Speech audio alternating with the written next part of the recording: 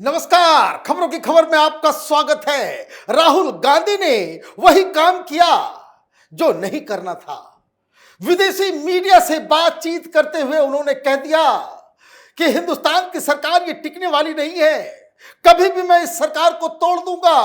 कई सारे लोग हमारे संपर्क में हैं और ऐसे अखबार, ऐसी विदेशी मीडिया को इन्होंने इंटरव्यू दिया है जिससे पूरी दुनिया में आज मैसेज गया कि हिंदुस्तान में कोई इन्वेस्टमेंट मत करना। हिंदुस्तान में एक अस्थिर सरकार है जो कभी भी जा सकती है और हिंदुस्तान में जो भी वर्तमान की सरकार है वो दरअसल हिंसा भड़काने वाली, घृणा फैलाने वाली और हिंदुत्व पर चलने वाली सरकार। किस तरह की भाषा और किस तरह का संदेश राहुल गांधी ने आज दिया, यह वैसा ही संदेश है जो पूरी दुनिया में चीन भारत के बारे में फैलाना चाहता है, पाकिस्तान फैलाना चाहता है, वामपंथी फैलाना चाहते हैं ताकि हिंदुस्तान की डेमोक्रेसी के ऊपर सवाल खड़े हो। हिंदुस्तान में रूल ऑफ लॉ नहीं है, हिंदुस्तान में डेमोक्रेसी नहीं है और हिंदुस्तान में कोई स्थिर सरकार नहीं है। इस तरह की इमेज, इस तरह का काम आज राहुल गांधी ने किया है। ब्रिटेन के अखबार है फाइनेंशियल टाइम्स, उससे इंटरव्यू दिया।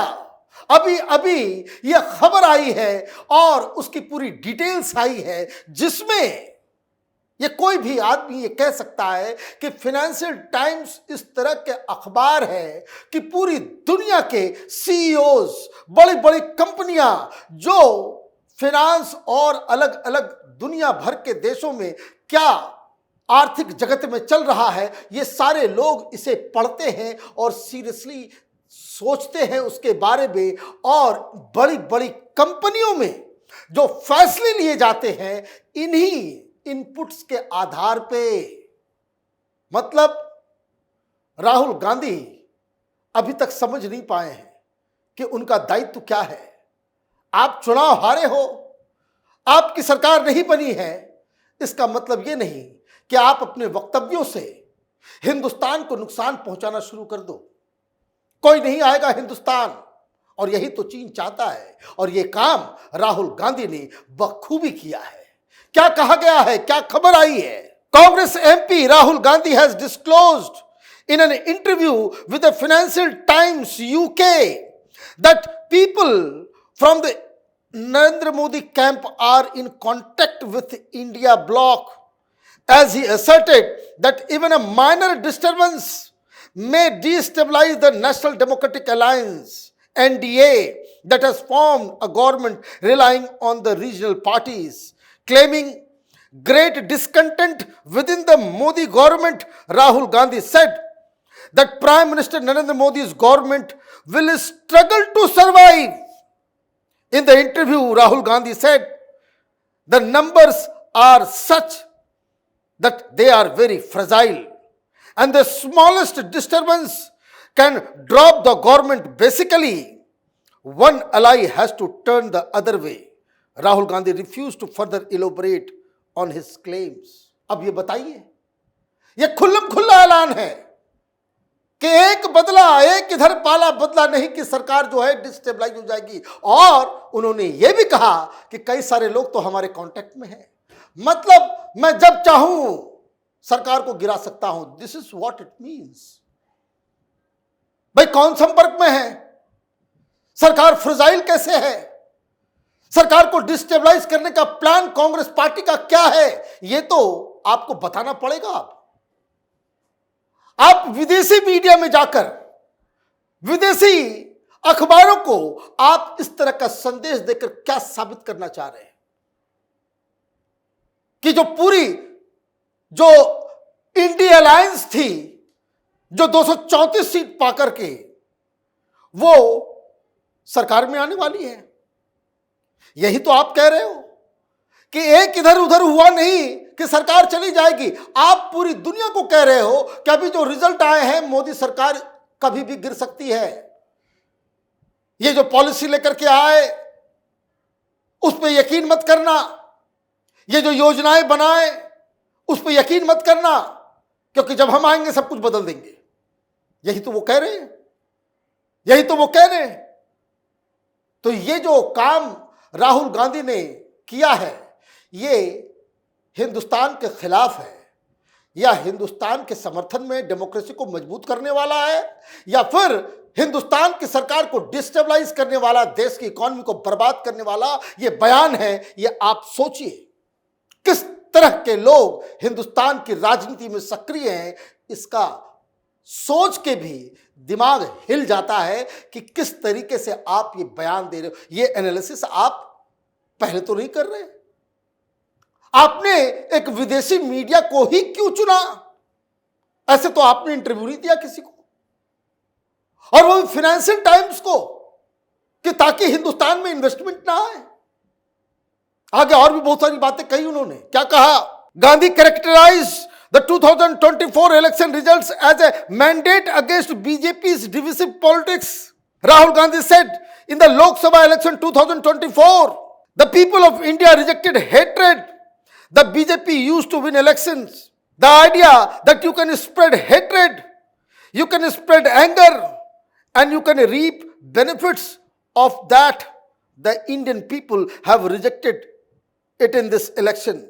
Essentially, what has happened that the basic architecture of BJP, the idea of creating religious hatred, that has collapsed. He said, अच्छा, हेट्रेड के आधार पर चुनाव जीता जा रहा था। 2014 में घृणा जीती, या आपका पाप हारा था? आपके घोटाले की वजह से आप हारे थे। आपकी चोरी, आपकी मक्कारी, आपका घोटाला, आपका इसको स्कैमस्टर्स जो आपने पाल रखे थे यूपीए 2 में, जो सबका खुलासा हुआ, उस वजह से हारे थे, या फिर घृणा की जीत हुई थी? 5 साल आपने कोई काम नहीं किया, 2019 में सीटें और बढ़ गई, और आप ये कह रहे हो कि बेसिक आर्किटेक्चर। अच्छा ठीक है, बड़ा एनालिसिस आप कर रहे हो, तो ये बताओ कि 16 राज्यों में कांग्रेस पार्टी की का जो वोट शेयर है वो घट कैसे गया? ये तो इलेक्शन कमीशन के आंकड़े के ऊपर है। ये तो इलेक्शन कमीशन ने बकायदा जो अब रिजल्ट आया, 16 राज्यों में कांग्रेस पार्टी की वोट शेयर जो है वो नीचे गई है। 9 राज्यों में कांग्रेस पार्टी सफाचट एक भी सीट आप नहीं जीत सके। तो ऐसा कैसे है कि कुछ राज्यों में आर्किटेक्चर जो है वो टूट गया, खत्म हो गया, और पीपल ऑफ इंडिया ने ये डिसाइड कर लिया कि भाई अब घृणा के बजाय जो है आपको वोट करें? आप इस तरह का एनालिसिस करके क्या बताना चाह रहे हो? एक विदेशी अखबार को यह बताने की कोशिश कर रहे हो कि जो सरकार है वो घृणा के आधार पर बनी है, हम इसको उखाड़ फेंकेंगे, बस एक पार्टी इधर से उधर हो जाए, मेरा खेल हो जाएगा। इसका लब्बो-लुभाव तो यही है। आगे क्या कह रही है? During the campaign PM Modi referred to the Muslim community as infiltrators and alleged that the Congress-led government would give away employment and quotas set aside for the marginalized. The India bloc, however, won votes among Dalits by playing on the fear that BJP would use bigger majority to amend constitution and deprive them of benefits. This showed that worked for PM Modi and the BJP in 2014 and 2019 is not working anymore, claimed Gandhi. The party that spent the last 10 years talking about Ayodhya has been wiped out in Ayodhya, he said. पूरी कहानी उन्होंने बता दी। ये नहीं बताया कि हमने झूठ बोला, ये नहीं बताया कि हमने गारंटी कार्ड दिया था। महिलाएं ढूंढ रही है, अब कहाँ है खटाखट खटाखट, 1 लाख रुपए कहां से अब आएगा। आपने दलितों को जाकर के ये बताया कि संविधान को बदल दिया जाएगा। ये पॉजिटिव पॉलिटिक्स है।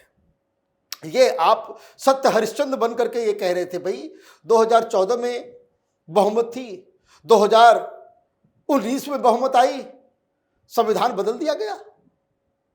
संविधान बदल दिया गया था क्या?